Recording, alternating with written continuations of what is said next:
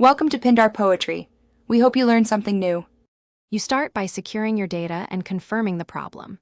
Backup photos and documents to cloud or SD so you can undo changes.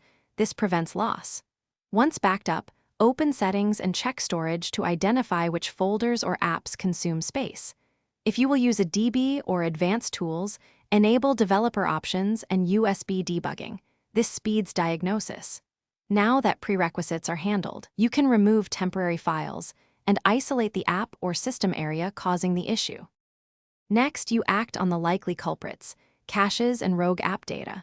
Force stop the app, then clear cache. Doing one app at a time helps you see improvements.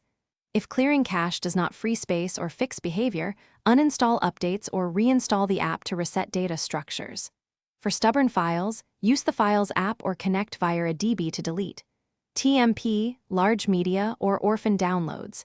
This removes hidden storage hogs. Make sure to reboot after major deletions, so Android recalculates free space. Finally, you complete cleanup and, if necessary, recover the device. If system storage is inconsistent, boot to recovery and wipe the cache partition. This refreshes system caches without erasing user data.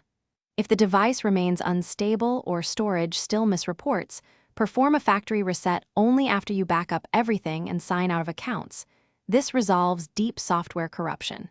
If you still face issues, restore your backup or pull logs with a DB Logcat to share with support. One troubleshooting tip. Thanks for watching. Consider subscribing if we helped you.